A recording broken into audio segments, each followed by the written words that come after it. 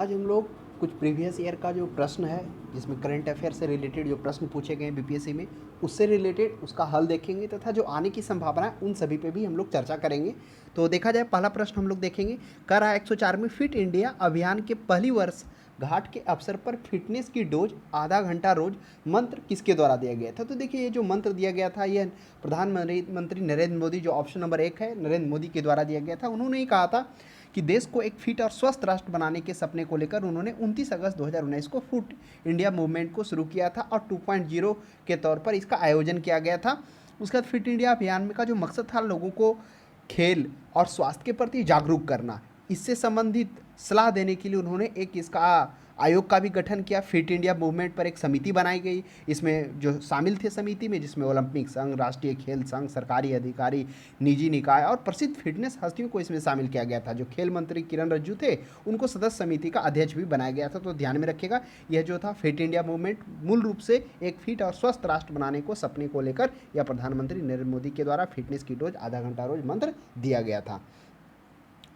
तो नेक्स्ट प्रश्न देखेंगे, 105 में कह रहा है कि राजमाता विजय राजे सिंधिया के 100वें जन्म दिवस पर प्रधानमंत्री नरेंद्र मोदी ने जारी किया था। और देखिए राजमाता विजय सिंधिया, ये जो ग्वालियर घराने से इनका संबंध रहा, ये भारत की आज़ादी में काफ़ी बढ़ चढ़कर इन्होंने हिस्सा लिया। तो इन्हीं के याद में, इनका जन्म 1919 ईस्वी में होता है, तो इन्हीं के याद में 2019 को जन्म के 100वें साल पर पूरे होने पर जन्म शताब्दी वर्ष मनाया गया और पीएम नरेंद्र मोदी के द्वारा 100 रुपये का सिक्का जारी किया गया था। ऑप्शन नंबर सी में देखिए कि 100 रुपये का सिक्का इनके द्वारा जारी किया गया, जो क्या होती है, ग्वालियर राजघराने की राजमाता विजय राजे सिंधिया के जन्म शताब्दी पर यह 100 रुपये का सिक्के आयोजन किया जाता है। तो उसके बाद अब प्रश्न उठता है, क्या हाल में भी प्रधानमंत्री मोदी के द्वारा कुछ ऐसा सिक्का जारी किया गया? तो हाँ, वह किया गया है 2021 में। वह किया गया इस्कॉन, जो पीएम मोदी हैं, इस्कॉन के जो संस्थापक हैं प्रभुपाद, उन्हीं के 125वीं जयंती पर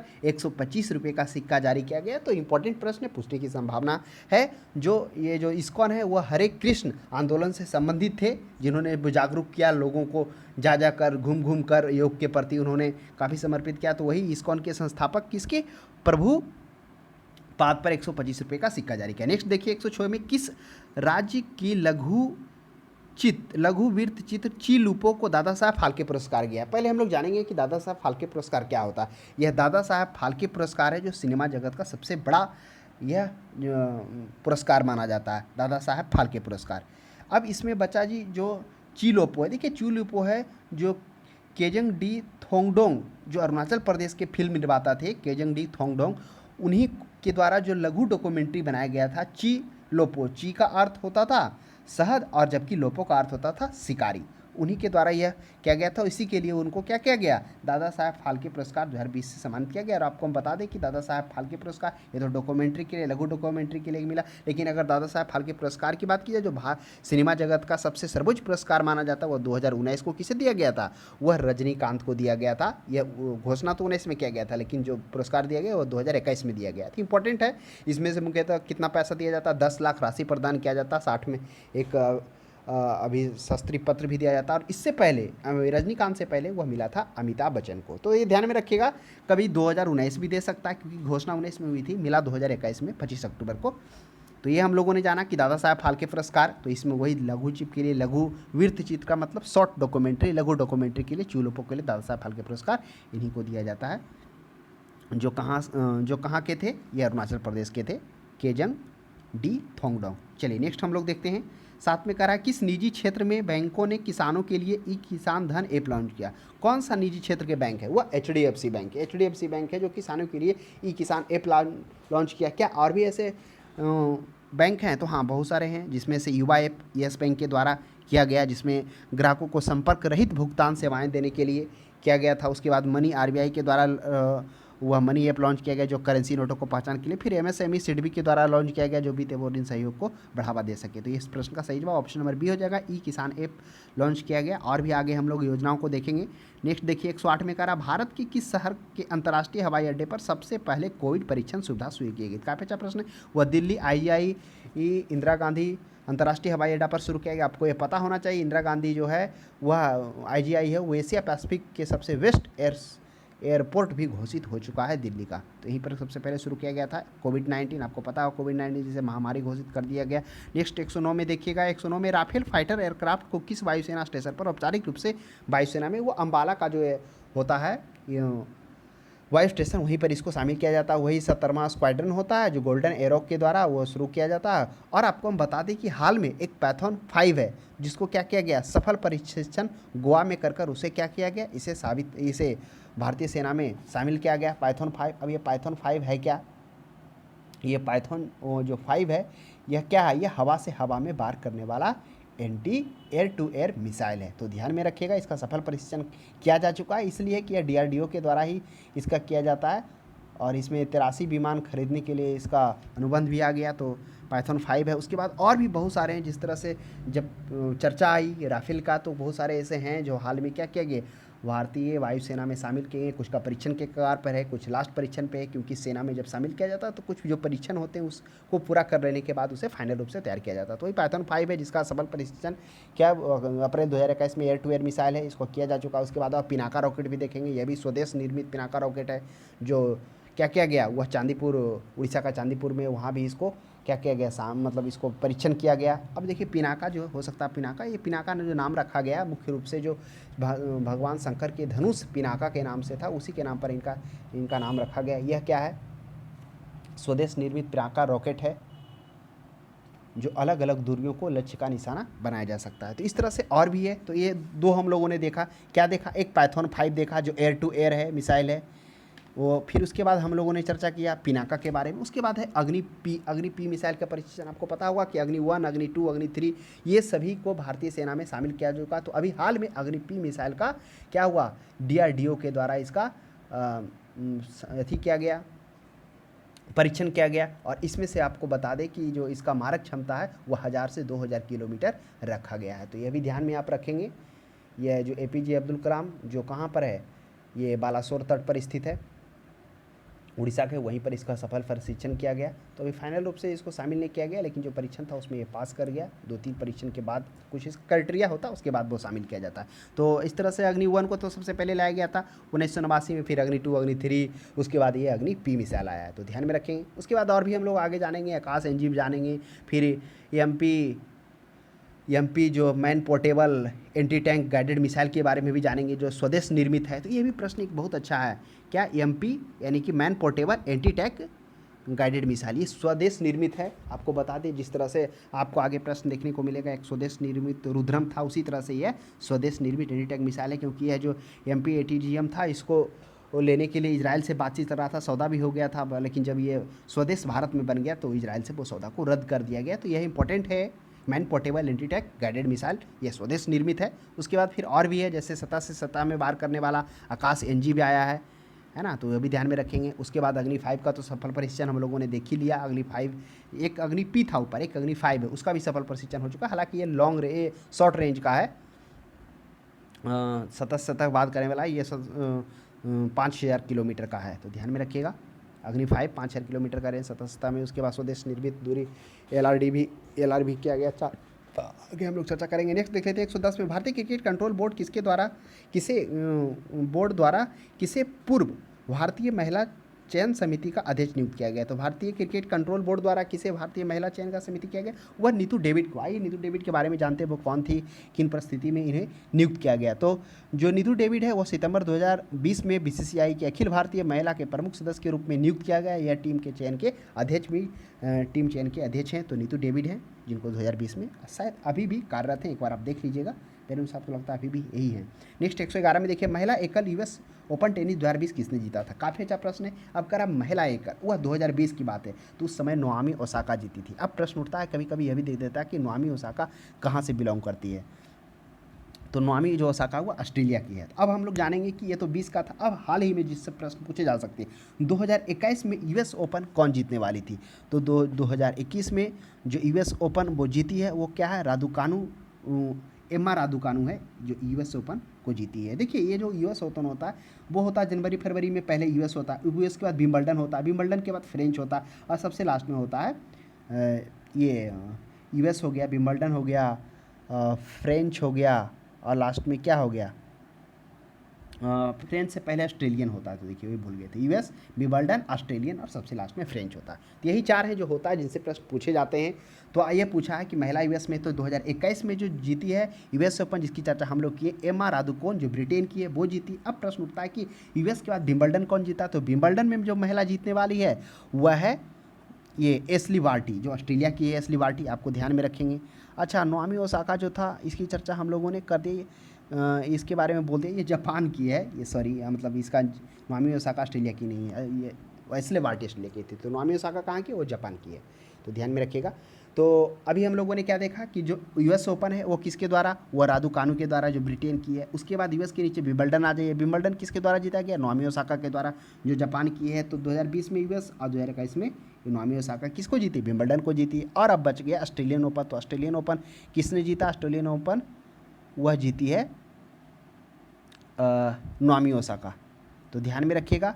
और ये विंबलडन देखिए क्रम से देख लीजिए, एक बार यूएस ओपन, सबसे पहले यूएस ओपन होता है, यूएस ओपन महिला में कौन जीती है, एमा रादुकानु, उसके बाद विंबलडन, विंबलडन में एशले बार्टी जीती है वोमेन में। उसके बाद आ जाता है विंबलडन के बाद आ जाता है ऑस्ट्रेलियन ओपन में नाओमी ओसाका, शायद ये भी ऊपर नीचे हम कर दिए थे, तो ऑस्ट्रेलिया में नाओमी ओसाका, और उसके बाद लास्ट में आ गया फ्रेंच।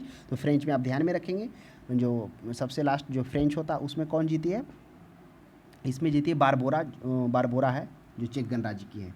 तो ये क्रम है इसका, है ना, तो ध्यान में रखेंगे। उसके बाद आ जाते हैं थोड़ा सा हम लोग मैन वाला में बात कर लेते हैं कि पुरुष में कौन जीता है। तो देखिए पुरुष सबसे हल्का, पुरुष में अगर आप जाएंगे सबसे पहले जो यूएस ओपन होता है, तो यूएस ओपन वह डेनियल मेदवेव के द्वारा, रूस के द्वारा जीता गया। उसके बाद आ जाता है विंबलडन भी नोवाक जोकोविच के द्वारा, विंबलडन के बाद ऑस्ट्रेलियन भी नोवाक जोकोविच के द्वारा। अब बच गया फ्रेंच भी नोवाक जोकोविच जो सर्बिया के है, वो तीनों वही जीती है। महिला में अलग अलग तीनों जीती है, जिसमें से हम लोग चर्चा किए कि नाओमी ओसाका तो 2020 में यूएस ओपन जीती है, लेकिन फिर उसके बाद नाओमी ओसाका 2021 में किस विंबलडन को जीती है, वो जीती है विंबलडन के बाद ऑस्ट्रेलियन को जीतती है, ऑस्ट्रेलियन ओपन को ये जीतती है नाओमी ओसाका।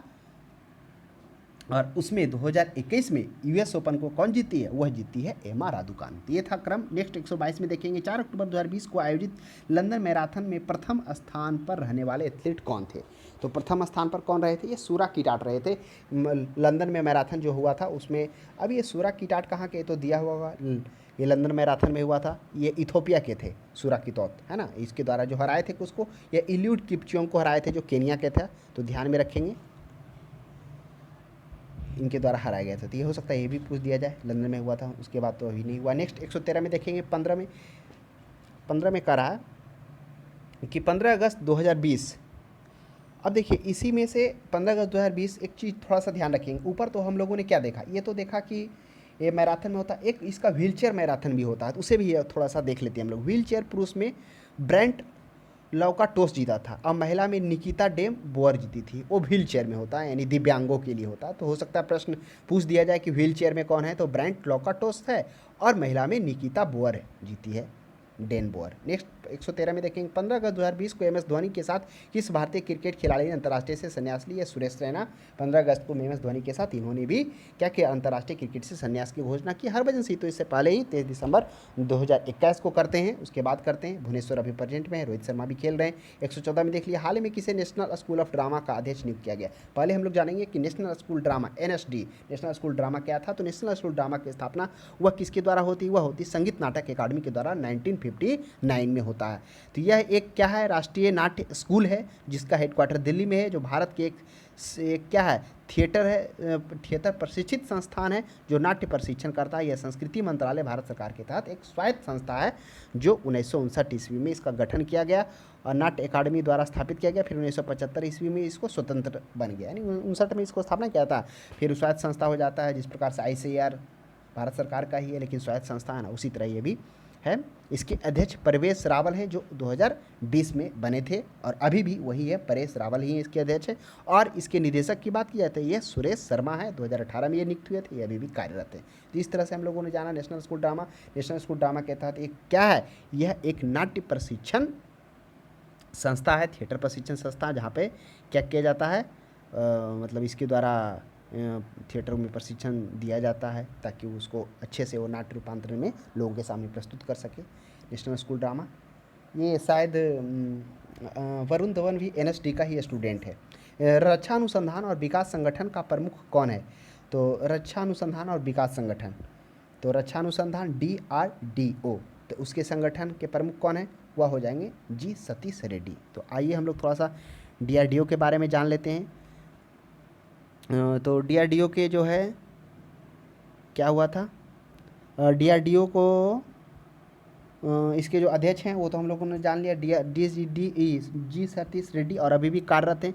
एक चीज़ और जानेंगे कि हाल ही में DRDO के द्वारा कौन कौन से विकास किया गया। तो DRDO को सतह से सतह मार करने वाली आकाश एनजी हम लोग देखें कि जो सतह से सतह मार करती है वो आकाश एनजी यानी आकाश न्यू जनरेशन का क्या किया गया है, यह इसी के द्वारा मिसाइल को स्थापना किया गया DRDO के द्वारा, जो क्या करती है, सतह से आकाश में वार करती है। उसके बाद फिर DRDO ने कम वजन वाली मानव संचालित anti tank guided missile, man portable anti tank guided missile, जो पूरी तरह से क्या स्वदेश निर्मित है, इसी के लिए MP जो ATGM था, इसी के लिए ना सौदा करार था इजराइल से, लेकिन जैसे ही भारत में विकसित हो गया तो वहाँ से सौदा जो था वो भी रद्द कर दिया गया।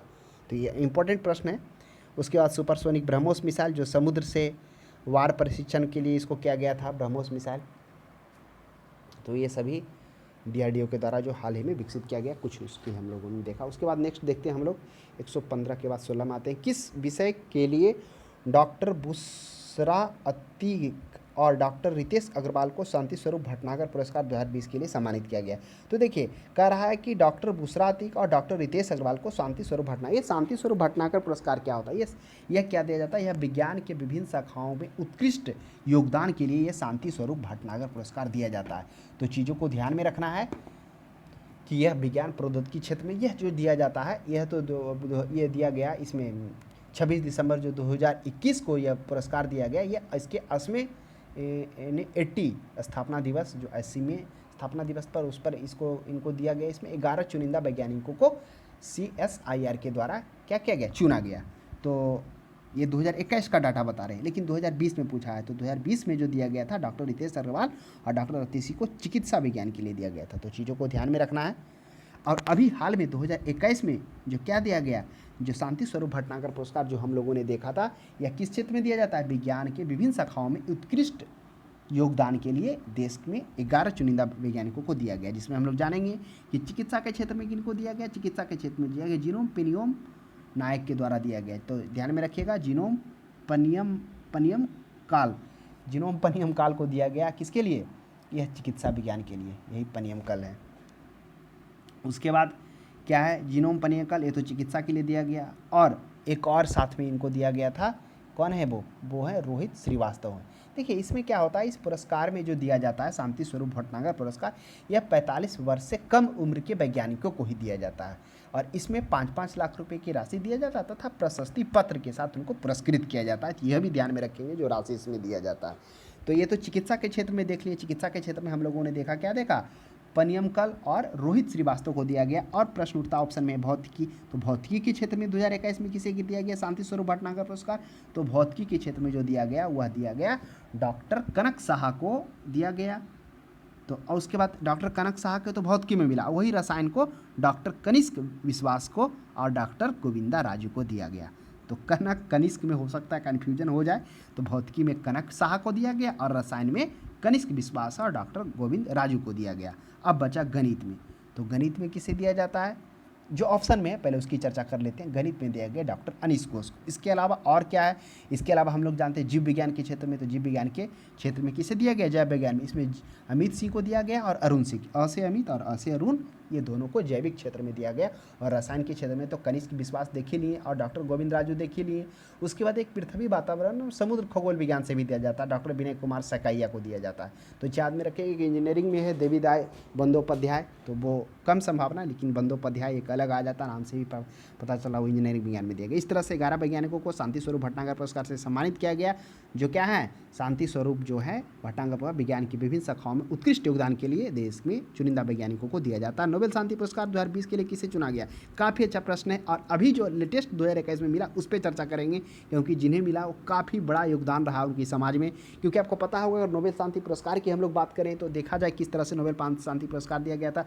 यह जो दिया गया था किसके द्वारा जो दिया जाता है, यह स्वीडिश बैंक के द्वारा दिया जाता है। क्यों दिया जाता है, क्योंकि यह जो कौन थे, अल्फ्रेड नोबेल थे, जो लगभग 350 से अधिक आविष्कार किए थे। उसमें से डायनामाइट का आविष्कार था। उन्हें पता था कि कि मतलब मानव जाति के लिए आविष्कार कितना इम्पोर्टेंट है, किस तरह से आवश्यकता आविष्कार की जननी है, इस चीज़ को समझते हुए उन्होंने बोला कि जो मानव क्षेत्र में सभ्यता के लिए जो शांति स्वरूप मतलब शांति के साथ मानव समाज के कल्याण के लिए जो उत्कृष्टतम योगदान रहेगा आविष्कार में, उसको यह क्षेत्र दिया जाएगा नोबेल पुरस्कार। तो ये 1896 ईस्वी में किन क्या हो जाता है, इनका मृत्यु होता और ये अपने विपुल संपत्ति का कुछ हिस्सा ट्रस्ट को देते हैं, और वही ट्रस्ट स्वीडिश बैंक के द्वारा उसके इंटरेस्ट से नोबेल शांति पुरस्कार 1900 ईस्वी में उस संस्था का गठन होता और शायद 1901 ईस्वी से देना प्रारंभ हो जाता। तो ये चर्चा था नोबेल शांति पुरस्कार देने का, किस तरह से स्वीडिश बैंक के द्वारा जो ओस्लो में दिया जाता है, ये था चर्चा, किस तरह से उसकी स्थापना होती है, किन की संपत्ति से होता है, किन का योगदान होता है। अब हम लोग जानेंगे कि नोबेल शांति पुरस्कार की स्थापना, ये नोबेल शांति पुरस्कार जो शांति के क्षेत्र में किसे दिया गया, 2020 में तो दिया गया था वक विश्व खाद्य। 21 में जानेंगे, 21 में जिन्हें दिया गया वो काफ़ी चर्चित व्यक्ति हैं, समाज में उनका काफ़ी योगदान है। वह है एक फिलीपींस के हैं मारिया रेसा, और दूसरा क्या है, ये तो मारिया रेसा, और दूसरा है रूसी पत्रकार दामित्री मुरातो। तो ये दोनों को दिया गया है। ये पुरस्कार देते वक्त इन्हें काफ़ी मतलब कहा जाए कि जो पुरस्कार दिया गया है यह किसी पत्रकारिता को, ये पत्रकारिता हैं, पत्रकार हैं, ये 86 वर्ष के बाद यह मिला है नोबेल शांति पुरस्कार पत्रकार को मिला। इससे पहले 1915 में मिला था। और जो ये कौन है, मारिया जो पत्रकार हैं फिलीपींस की हैं, और रूसी पत्रकार दामित्री हैं, जो उनका मतलब जब दिया गया तो उसमें कहा गया कि इन्होंने क्या किया, ये मतलब जो स्वतंत्र, निष्पक्ष और आध्य आधारित पत्रकारिता सत्ता का दुरुपयोग, झूठ से बचाने का काम करती है, और अभिव्यक्ति की स्वतंत्रता और प्रेस की स्वतंत्रता के बिना राष्ट्रों के बीच भाईचारे का और निशस्त्रीकरण को बढ़ावा देना बेहद मुश्किल है। इस विकट परिस्थिति में भी इन्होंने क्या किया, स्वतंत्र और निष्पक्ष रूप से काम किया। इसी के लिए यानी अभिव्यक्ति की स्वतंत्रता, फ्रीडम ऑफ एक्सप्रेस, आपको पता होगा भारत में प्राण एवं दैहिक स्वतंत्रता अनुच्छेद 21 में बात की गई है ना, तो 20 में तो गिरफ्तारी के विरुद्ध संरक्षण की बात है। तो इस प्रकार से इस क्षेत्र में फ्रीडम ऑफ एक्सप्रेशन के क्षेत्र में इन्हें क्या किया गया, पत्रकार फिलीपींस की मारिया रेसा को और दामित्री मुरातो जो पत्रकार रूस के, इनको दिया गया, क्योंकि ये पुरस्कार भारत में मतलब 86 वर्ष बाद पत्रकार को दिया जाता है। तो इसलिए इम्पोर्टेंट है, हो सकता है आने वाला एग्जाम में भी यह प्रश्न बन सके। उसके बाद और भी जानेंगे साथ में।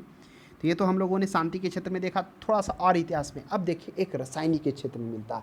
रसायन के क्षेत्र में भी काफ़ी इंटरेस्टिंग है, जिनको दिया जाता है उनका योगदान काफ़ी रहता है। अभी तक तो हम लोग जानते हैं कि 2 तरह के उत्प्रेरक होते हैं, पहला धातु और दूसरा एंजाइम, लेकिन इन्होंने एक तीसरे तरह के उत्प्रेरक को खोजा जो क्या कहलाया, एसीमेट्रिक ऑर्गेनाइटिलिसिस कहलाया, जो एसीमेट्रिक ऑर्गेनोकाइटेलिसिस कहलाया। ये किनके द्वारा दिया गया, यह जो थे नोबेल पुरस्कार जो रसायन शास्त्र में दिया गया, वह थे मैक्स प्लैंक इंस्टीट्यूट में कार्यरत हैं। मैक्स प्लैंक जो इंस्टीट्यूट है ये जर्मनी में है ना, वही मैक्स प्लैंक इंस्टीट्यूट में है, जिसमें कौन है, बेंजामिन लिस्ट हैं, वह प्रिंसटन यूनिवर्सिटी के एक अमेरिका के हैं, डेविड डब्ल्यू मैकमिलन। तो यही बेंजामिन लिस्ट और मैकमिलन को दिया गया रसायन के क्षेत्र में जो तीसरे प्रकार के एंजाइम खोजे। अब एक और इंटरेस्टिंग है जो दिया जाता है, ये तो रसायन के क्षेत्र में था जो हम लोगों ने जाने कि एक तीसरे तरह के उत्प्रेरक की खोज के लिए जो एसीमेट्रिक ऑर्गेनोकाइटेलिसिस के लिए दिया जाता है, और तीसरा है चिकित्सा के क्षेत्र में। इनका चिकित्सा के क्षेत्र में किनको दिया जाता है, आइए उनका नाम जानते हैं। जो चिकित्सा के क्षेत्र में दिया जाता है वो व्यक्ति हैं, ये वो देखिए ना, यहाँ पर काम कर रहे थे, क्या बोलते, हाँ, कैलिफोर्निया यूनिवर्सिटी में कार्यरत हैं। तो ये कैलिफोर्निया यूनिवर्सिटी में कार्यरत हैं जो चिकित्सा के क्षेत्र में ले गया, डेविड जूलियस। और एक और हैं जो कैलिफोर्निया के ही क्रिप्स रिसर्च इंस्टीट्यूट में कार्यरत हैं, वो हैं एडमंड पटापोटियन। तो इस तरह से पटापोटियन है, तो डेविड जूलियस और एडम पटापोटियन को दिया गया किसके क्षेत्र में, वह दिया गया चिकित्सा के क्षेत्र में। इनका योगदान क्या था, जूलियस का और पटापोटियम का। तो जूलियस और पटापोटियम जिनको दिया गया, उनका योगदान था कि उन्होंने यह चीज़ को साबित किया, क्या साबित किया, कि जो हमारा त्वचा है, दाब व ताप को हमारी त्वचा ही अनुभव करती है, और त्वचा में स्पर्श को समझ लेने की खूबी कहाँ से आती है, और इस रहस्यमयी गुत्थी को इन्होंने समझाया, सुलझाने में उपयुक्त दोनों वैज्ञानिकों का काफ़ी योगदान रहा। तो इसी के क्षेत्र नोबेल पुरस्कार चिकित्सा के क्षेत्र में दिया जाता है, जिन्होंने क्या बताया, इन्होंने स्पष्ट रूप से कहा कि किसी तरह के दाब व ताप को हमारी त्वचा ही अनुभव करती है, यानी कि कहिए कि तापमान व स्पर्श के लिए जो रिसेप्टर की खोज किए थे, वो किए थे कौन, इन्हीं के द्वारा किया जाता है, वो त्वचा ही जिम्मेदार होता है। तो ये दिया गया, किसको दिया गया, ये दिया गया नोबेल के शांति पुरस्कार दिया गया जूलियस और पटापोटियन को, जो चिकित्सा के क्षेत्र में थी। ये दो रोमांचक चीज़, एक वैज्ञानिक रसायन के क्षेत्र में और रसायन के क्षेत्र में जो हम लोगों ने कौन से देखे थे, एक देखे थे बेंजामिन लिस्ट को, अब ये मैकमिलन को देखे थे, जो डेविड थे, जो मैक्स प्लांक इंस्टीट्यूट में एक थे, एक प्रिंसटन यूनिवर्सिटी में मैकमिलन प्रिंसटन में थे, और बेंजामिन लिस्ट थे मैक प्लांक इंस्टीट्यूट जर्मनी में थे। भौतिक के क्षेत्र में 3 व्यक्ति को दिया जाता है, थोड़ा सा नाम जान लेंगे क्योंकि 3 व्यक्ति में से 2 व्यक्ति एक के लिए मिलता है जो काम करते हैं ग्लोबल वार्मिंग, भौतिक मॉडलिंग इस पर आधारित होता है, और एक जो तीसरे व्यक्ति होते हैं वो पारसी होते हैं, है ना। उनको जो दिया जाता है वो मुख्य रूप से ये बताते हैं कि किस तरह से जो ग्रह का चुंबकीय व्यवहार में परिवर्तन का अध्ययन के लिए उनको दिया जाता है। तो 2 को एक राशि और बाकी वो पारसी को एक राशि। तो इसका उनका तो शॉर्ट में याद रखिए, मनावे, हैसलमैन और पारसी, ये 3 को दिया जाता है। उसके बाद एक और है साहित्य के क्षेत्र में जिनको मिलता हुआ है, अब्दुल रज़ाक को मिलता है, अब्दुल रज़ाक गुना। अब्दुल रज़ाक गुना का इन्होंने भी काफ़ी उत्कृष्ट योगदान दिया साहित्य के क्षेत्र में। यह क्या है, यह पुरस्कार ब्रिटेन में रह रहे तंजानिया मूल के लेखक हैं। इन्होंने बताया है कि किस तरह से अपने स्थान से विस्थापित लोग व उस स्थान पर जहाँ विस्थापित अपना नया घर बसाते हैं, पढ़ने वाले प्रभावों कृतियों के जो पढ़ने वाले प्रभाव को अपनी कृतियों के जरिए दर्शाने का काम किया कि किस तरह से एक प्रवासी जब एक स्थान को छोड़कर दूसरे स्थान पर बसता तो उस पर जो प्रभाव पड़ता है उसको अपने कृतियों के माध्यम से दर्शाने का काम किए। कौन? अब्दुल रज़ाक, जो तंजानिया मूल के हैं, ब्रिटेन में रह रहे हैं। तो इन सभी को हम लोगों ने देख लिया। रसायन के क्षेत्र में भी, शांति के क्षेत्र में भी, साहित्य के क्षेत्र में तो एक ही को अब्दुल रज़ाक को मिल रहा है, और भौतिकी के क्षेत्र में भी जाना। और चलिए नेक्स्ट आते हैं 118 में, किस भारतीय फिल्म अभिनेता के टाइम टैग ने 2020 में सबसे प्रभावशाली लोगों की सूची में शामिल किया? तो किस भारतीय फिल्म अभिनेता की बात कर रही है। तो टाइम मैगजीन 2020 में जो आयुष्मान खुराना को दिया गया था, और राजनेता के रूप में मोदी को रखा गया था, और एक और व्यक्ति हैं, देखिए ना, जो दीदी के नाम से जाने जा रहे हैं, उनको भी शामिल किया गया था इसमें। हाँ, वो याद आ गया, कौन है, दादी बिल्किस को शामिल किया गया था। ये 2020 की बात है। लेकिन 2021 के टाइम मैगजीन में शामिल किया गया, जो किनको, वो तो नरेंद्र मोदी को किया ही किया गया, साथ में पश्चिम बंगाल की मुख्यमंत्री ममता बनर्जी को किया गया। और एक और इम्पॉर्टेंट जो प्रश्न पूछने की संभावना है वो क्या है, वह जो है सीरम इंस्टीट्यूट के मुख्य कार्यकारी अधिकारी अदार पूनावाला को भी नियुक्त किया गया है। तो अदार पूनावाला सीरम इंस्टीट्यूट के कार्यकारी अधिकारी हैं, मुख्य कार्यकारी अधिकारी, CFO। नेक्स्ट देख लेते हैं 119 में, हाल में कितने भारतीय समुद्रों को ब्लू फ्लैग सर्टिफिकेशन के लिए अनुशंसित किया गया? देखिए, ब्लू फ्लैग टैग क्या होता है, पहले ये समझिए कि ब्लू फ्लैग टैग जो होता है दुनिया का सबसे प्रतिष्ठित और मान्यता प्राप्त स्वैच्छिक इको लेवल है। एक इको लेवल है जो स्वच्छता को दर्शाता है और इन्वायरमेंट को अच्छा है, अनुकूल है मानव के लिए, वो उसको दर्शाता है ब्लू टैग। तो वही है एक तरह से प्रतिष्ठित मान्यता प्राप्त स्वैच्छिक इको लेवल का ब्लू टैग। तो 2020 में तो जो दिया गया था वो 8 बंदरगाह को दिया गया थे, तो 20 वाला तो यहाँ पर 8 हो जाएगा। लेकिन जो 2021 में 2 और बंदरगाह को शामिल किया गया, जो एक तमिलनाडु का कोवलम है और पांडुचेरी का ईडन है। तो ध्यान में रखिएगा, हो सकता है प्रश्न पूछ दिया जाए। तो वह अभी क्या हो चुका है, 2021 में यह मिलाकर टोटल 10 समुद्री तट हो चुका है, जिसमें से हम लोगों जाने जो 2 शामिल किया गया 2021 में, कौन कौन, तमिलनाडु के कोवलम और पांडुचेरी के ईडन को। नेक्स्ट देख लेते हैं 2020 में, 21 सितंबर 2020 को वीडियो सम्मेलन द्वारा किस राज्य में घर तक फाइबर योजना शुरू की गई थी? तो प्रधानमंत्री मोदी के द्वारा 2021 में क्या किया गया था, बिहार राज्य में घर तक फाइबर योजना की शुरुआत की गई थी, जिसमें लक्ष्य रखा गया था कि हर गाँव में तेज इंटरनेट हो, ब्रॉडबैंड से जोड़ा जाए। उद्देश्य यही था कि हर घर को इंटरनेट की सुविधा पहुंचाने का। अब 2021 का लक्ष्य है इनका, मतलब लक्ष्य रखा गया कि हर गांव में ऑप्टिकल फाइबर को पहुंचाना। तो नेक्स्ट हम लोग देखते हैं 121 में आते हैं, क्वाड्रिलेटरल सिक्योरिटी डायलॉग नामक अनौपचारिक युद्ध नीति समूह निम्न में से कौन सा सदस्य नहीं है? अब कह रहा है कि क्वाड्रिलेटरल में कौन सा युद्ध नीति समूह में उसका सदस्य नहीं है। तो देखिए, संयुक्त राज्य अमेरिका तो है ही है, जापान है ही है, ऑस्ट्रेलिया है ही है, भारत है ही है, चीन नहीं है। तो यही आपको जो लेटेस्ट जो डायलॉग हुआ 2021 में हुआ, इसमें बात किया गया है जो चीन का जो दबदबा समुद्री क्षेत्रों में बढ़ रहा है उसको मुकाबला करने के लिए, साथ में इन लोगों का जो बैठक हुआ कोविड-19 को जवाब देने, मतलब कोविड-19 को लेकर भी बात हुआ कि किस तरह से उसको रोकथाम किया जाए, है ना। तो इसमें से और जो क्वाड प्लस बैठक हुआ, क्वाड प्लस बैठक में कुछ गेस्ट को भी, जिसमें न्यूजीलैंड, कोरिया, वियतनाम को भी शामिल किया गया क्वाड प्लस में। तो इस तरह से हम लोगों ने देखा कि जो क्वाड, जिसको क्वाड हम लोग जानते हैं, क्वाड्रिलेटरल सिक्योरिटी डायलॉग, जो 4 देश में है मुख्यतः, उसमें कौन कौन है, संयुक्त राज्य अमेरिका है, जापान है, भारत हैं, और ये 4 देश हैं वही हैं। नेक्स्ट देख लीजिए, आ जाते हैं हम लोग 22 में, सितंबर 2020 में वीडियो सम्मेलन के जरिए ब्रिक्स के संस्कृति मंत्रियों की 5वीं बैठक किसने भारतीय दृष्टिकोण का प्रतिनिधित्व किया? देखिए, जो एक दो तरह का बैठक होता है ब्रिक्स में। अब ब्रिक्स में जो शामिल देश हैं, आपको पता होगा ना, पहले ये ब्रिक था, लेकिन 2011 में जब साउथ अफ्रीका का शामिल हुआ तो ब्रिक्स हो गया। तो ब्रिक में कौन था? यह था ब्राज़ील था, रूस था, इंडिया था और चाइना था। लेकिन 2011 में साउथ अफ्रीका, तब साउथ अफ्रीका भी आता। इसकी बैठक जो है संस्कृति मंत्री का, यह प्रहलाद सिंह पटेल के द्वारा किया जाता। और अभी जो 2021 में भी जो होता है ब्रिक्स का जो सम्मेलन, उसमें भी प्रहलाद सिंह पटेल ही इसका क्या करते हैं, जो स्वतंत्र प्रभार मंत्री हैं, इन्हीं के द्वारा नेतृत्व किया जाता है संस्कृति एवं ये संस्कृति मंत्रियों की 5वीं बैठक।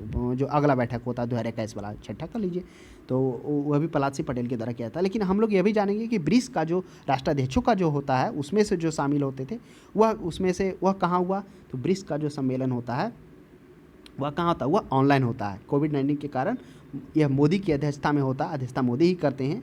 इसमें से 4 बातों को इसमें रखा जाता है। कौन कौन 4 बातों को रखा जाता है? जिसमें बात किया जाता है, मतलब ये कंसिस्टेंसी, ये सब मतलब सी से रिलेटेड 4 चीज़ों को इसमें दर्शाने की बात होती है। एक होता है कंटिन्यूटी, कंसोलिडेशन, कॉर्पोरेशन और कंसेंसस, यानी कि क्या? निरंतरता, समेकन और आम सहमति के लिए अंतर ब्रिक्स सहयोग की इसमें बात किया जाता है। तो ये ध्यान में रखिएगा, प्रधानमंत्री मोदी की अध्यक्षता में किया जाता है। नेक्स्ट देख लेते हैं। अब देखिए G7 में जो ब्रिक्स का जो सम्मेलन हुआ था, ब्रिक्स का तो हम लोग ये जान ही लिए कि कौन कौन थे, कब कौन आया है ना, कौन कौन इसके सदस्य हैं। और 2022 में जो होने वाला है इसका अगला, 2021 का तो हम लोग जान लिए कि प्रधानमंत्री मोदी की मेज़बानी में हुआ, ऑनलाइन ही संपन्न हुआ। इसका 2022 में चीन में प्रस्तावित होने वाला। आइए कुछ और हैं ब्रिक्स के अलावा, जैसे इंपॉर्टेंट हैं, जैसे G7 में। G7 शिखर में भी भारत उसका सदस्य नहीं है, लेकिन विशेष आमंत्रित गेस्ट के रूप में पीएम मोदी को इसमें बुलाया गया था। तो G7 भी एक तरह से इम्पोर्टेंट है।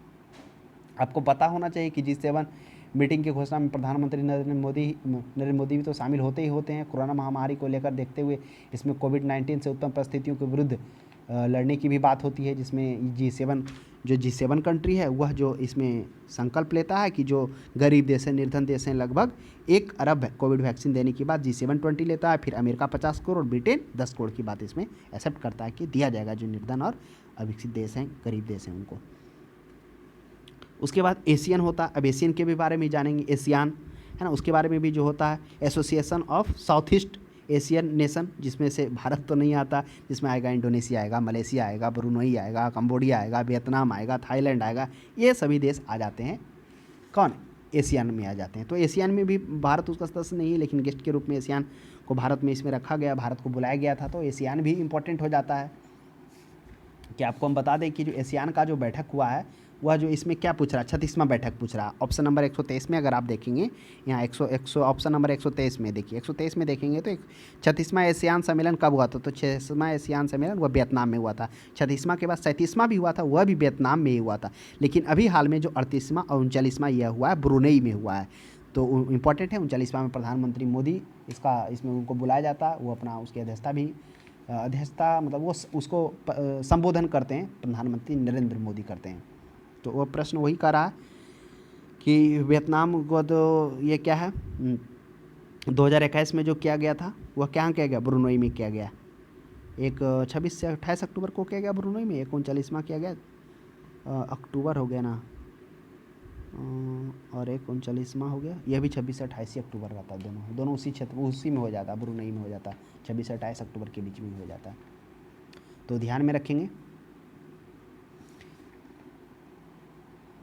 इसमें से क्या किया गया था एशियान में, अगर आप देखेंगे तो ये तो हम लोगों ने देख लिया कहाँ सम्मेलन हुआ, कि भारत इसका सदस्य नहीं रहते हुए भी भारत को क्या किया गया, साझेदार वार्ता के रूप में इसमें शामिल किया गया। ये भी हम लोगों ने जाना। एशियान +1 वार्ता में भी इसमें देखिए दो हुआ, एक एशियान प्लस वार्ता हुआ, जिसमें से और भी जिससे बात किया जाए अतिरिक्त जो सदस्य था ऑस्ट्रेलिया, कनाडा, दक्षिण अफ्रीका और यूरोपीय संघ को भी शामिल किया गया था।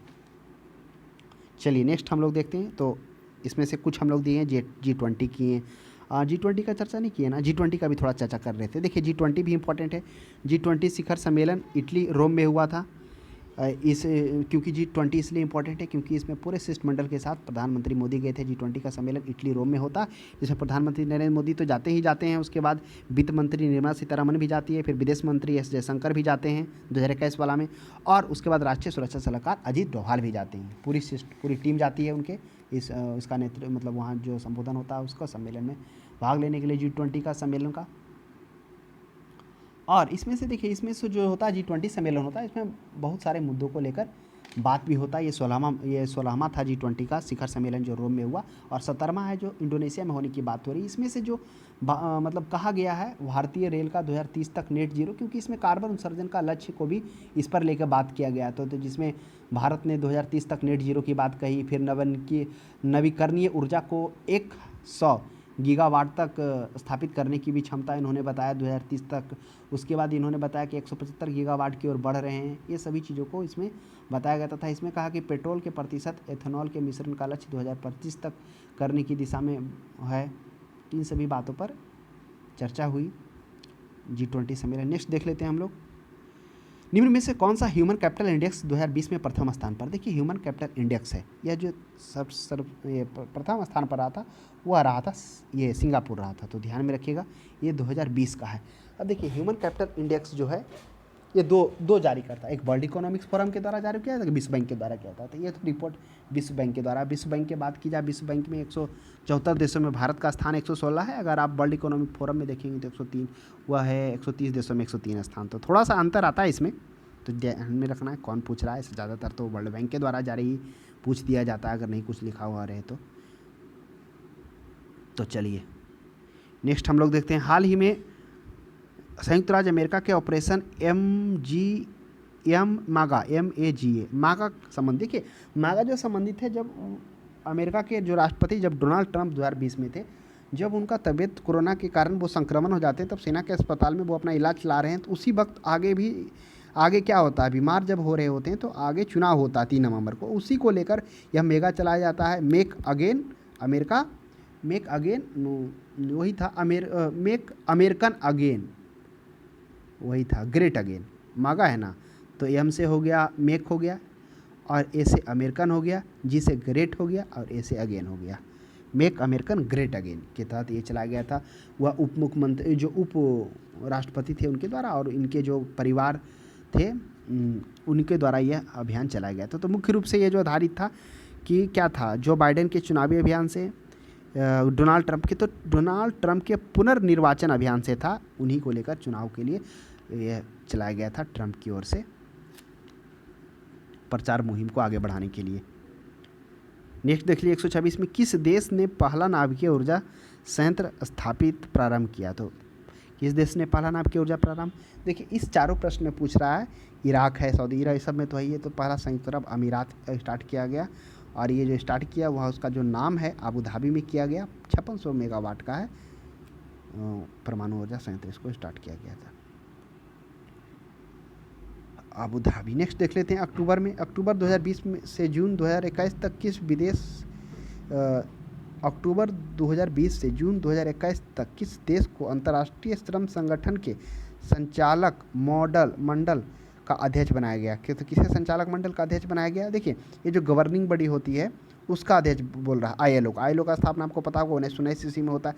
तो देखिए क्या होता है, पहले समझिए क्या होता है। गवर्निंग बॉडी जो शासी निकाय होता है, इसमें 56 नाममात्र सदस्यों होते हैं, जिसमें कार्यरत सदस्य होते हैं, काम करने वाले होते हैं। तो उसमें से 2020 में जो ILO का शासी निकाय के अध्यक्ष किया था भारत किया था, और उससे जब अध्यक्षता भारत किया था, तो अपूर्वा चंद्रा जो इसके सचिव होते हैं उन्हीं को इसको चुना जाता, और वही जून 2020 से 21 की अवधि तक ILO का शासी निकाय के अध्यक्ष के रूप में इनको चुना जाता है। तो वही कह रहा है कि गवर्निंग बॉडी का अध्यक्ष कौन किया था, वो भारत किया था।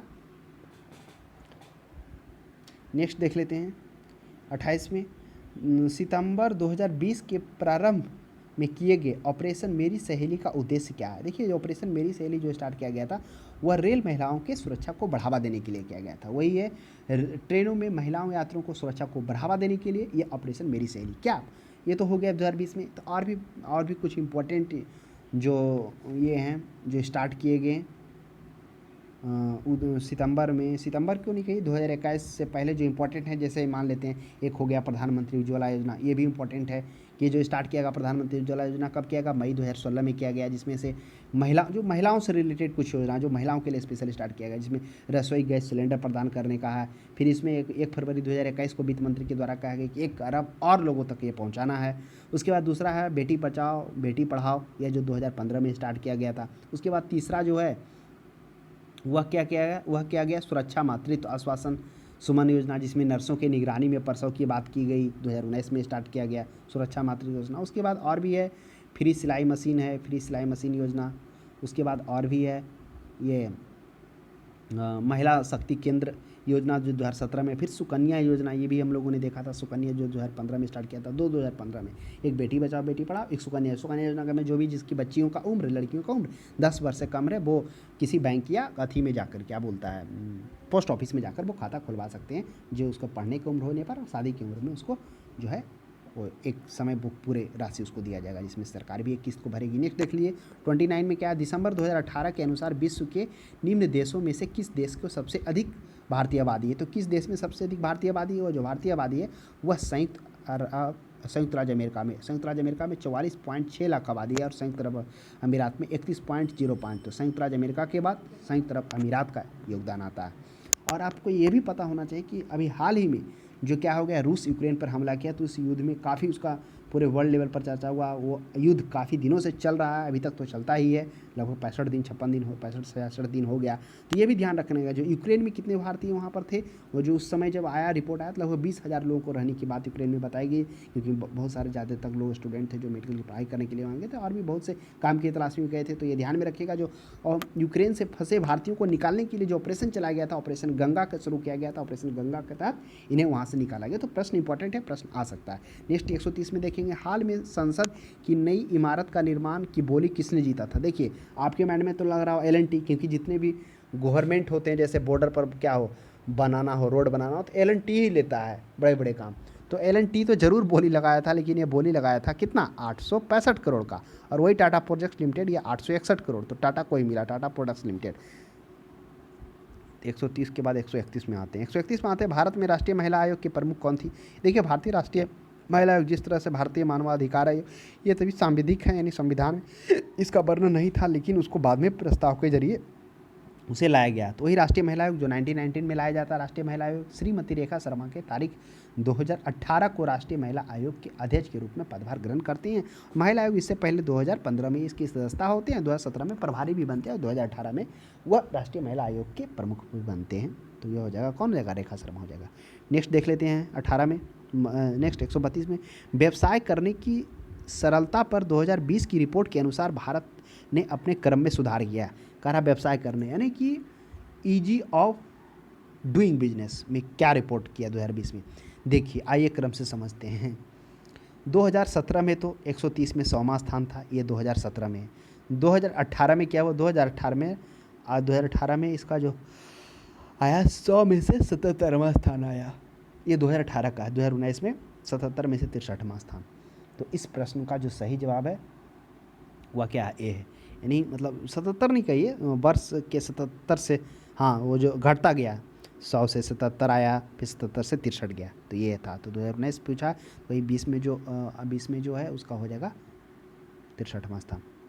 नेक्स्ट देख लीजिए, लेटेस्ट का रिपोर्ट आप एक बार अपडेट हो लेंगे, हमें लग रहा है रिपोर्ट इसका अभी पब्लिश नहीं हुआ। नेक्स्ट देख लेते हैं, भारत के केंद्रीय बजट में संस्थागत कृषि साख का प्रभाव बढ़ाने के लिए 2020-21 के लिए क्या साख लक्ष्य रखा गया। कह रहा केंद्रीय बजट में संस्थागत कृषि साख के लिए, यानी कृषि ऋण के लिए क्या बजट रखा गया। देखिए 2020-21 में जो कृषि साख के लिए जो लक्ष्य रखा गया था वह 10 करोड़ रखा गया था, लेकिन 2021 में इसे बढ़ा गया। बात तो चल रही थी 19 करोड़ का, लेकिन 19 करोड़ ना रखकर 16.5 लाख करोड़ 2021 में कृषि साख के प्रभाव को बढ़ाने के लिए कर दिया गया है। तो ध्यान में रखेंगे।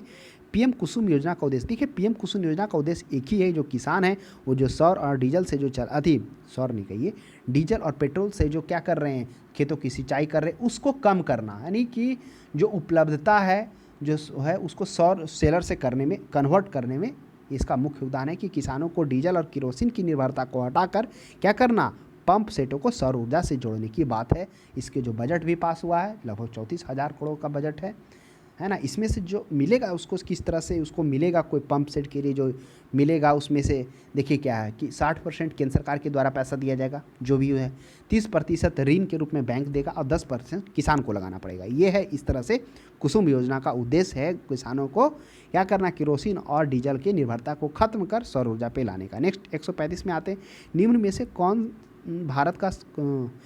से भारत का कौन सा व्यापारिक विश्व बैंक 100 बैंकों में शामिल है। तो SBI है, ये जो स्थान है इसका 55वां स्थान है। मात्र एक ही बैंक है भारत के 100 शीर्षों में।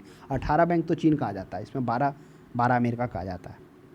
नेक्स्ट देखते हैं 136 में, भारत सरकार ने 2020-21 के बजट में एक नई योजना निर्भीक घोषित की। देखिए निर्भीक योजना है क्या है? ये जो निर्भीक योजना है ये निर्यात क्षेत्र से संबंधित है। याद करिए, निर्यात के संवर्धन के लिए एक संस्था ECGC भारत सरकार के द्वारा लाया गया था।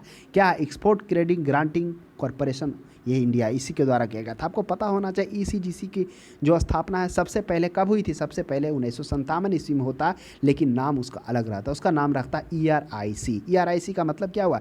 एक्सपोर्ट रिस्क इंश्योरेंस कॉरपोरेशन, जो कि पहले, उसके बाद फिर इसका नामकरण में चेंज किया जाता है। 1964 में इसको क्या कर दिया जाता है? ECGC लिमिटेड क्या कर दिया जाता है, यानी कि export credit and granting corporation limited कर दिया जाता है। फिर 1983 में क्या किया जाता है? फिर ECGC रहने दिया जाता है, export credit granting corporation of India किया जाता है, जिसका मुख्य उद्देश्य होता है निर्यात को संवर्धन देना, यानी कि जो निर्यात कर रहा है उसको बीमा गारंटी देना। इसमें से लगभग 90% बीमा प्रदान कवर करती है। तो ये ध्यान में रखिएगा, वही है निर्भीक। निर्यात क्षेत्र से चर्चा इकोनॉमिक्स में भी हुई है। नेक्स्ट 135 में देखेंगे, इजराइल में शांति समझौता करने वाला देश कौन? ये इंपॉर्टेंट इसलिए है क्योंकि इजराइल और अरब देशों के बीच थोड़ा खटास चल रहा था। तो सबसे पहले है जो मिस्र करता है, कब करता है? यह 1979 ईस्वी में मिस्र करता है। उसके बाद दूसरे नंबर पर, उसके बाद 1994 ईस्वी में कौन कर लेता है? मिस्र के बाद जॉर्डन भी कर लेता है। और अभी जो पूरा हल्ला हंगामा, जो पूरा प्रबल संभावना है, वो ओमान का प्रबल संभावना इसमें लग रहा है बनने का। अभी बना नहीं है लेकिन संभावना है, जो चर्चा है न्यूज में। नेक्स्ट 138 में देख लिए, नागरिकता संशोधन कानून कब पारित हुआ? हुआ 11 दिसंबर के। आइए समझते हैं नागरिकता संशोधन कानून क्या था। नागरिकता संशोधन कानून वही था कि जो अफगानिस्तान, पाकिस्तान, बांग्लादेश से बौद्ध, सिख, ईसाई, जैन, ये जो हैं बौद्ध, जैन और सिख, ईसाई जो हैं लोग, अगर उनको प्रताड़ित किया जाता 2014 से पहले वो भारत में आ गए हों, तब उनको नागरिकता वहाँ का प्रदान हो जाएगा। इसी को लेकर था, इसमें मुस्लिम को नहीं रखा गया। हो सकता है प्रश्न में आपसे पूछ दिया जाए कि क्या मुस्लिमों को शामिल इसमें क्या कहते हैं? तो मुस्लिम के लिए नहीं है, सिख, बौद्ध धर्म, सिख, ईसाई के लिए है, जो अफगानिस्तान, पाकिस्तान और बांग्लादेश में प्रताड़ित जिनको किया जा रहा है, 2014 से पहले भारत आ गए, उनको नागरिकता को देने के लिए है। तो क्या हो गया था, 10 दिसंबर को तो ये पास हुआ था राज्यसभा में, 10 दिसंबर को लोकसभा में और 11 दिसंबर को राज्यसभा में, और 12 तारीख को अनुमोदन राष्ट्रपति से मिल गया। तो 11 दिसंबर 2019 सही है।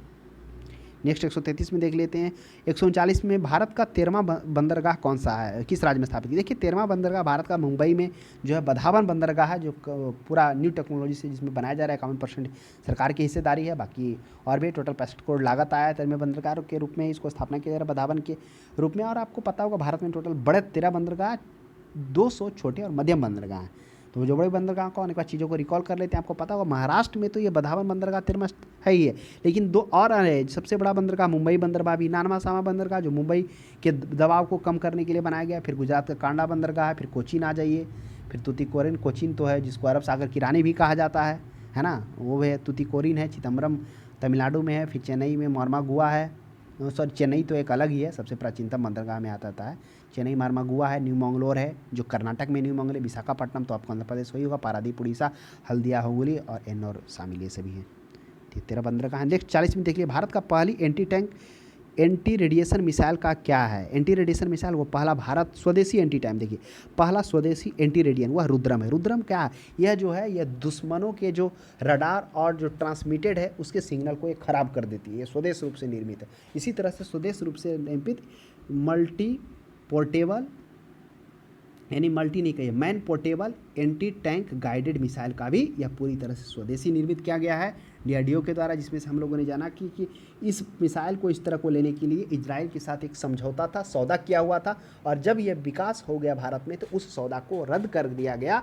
और इस तरह से प्रबल संभावना है इम्पोर्टेंट की कि जो क्या है MP man portable anti tank guided missile short range का है।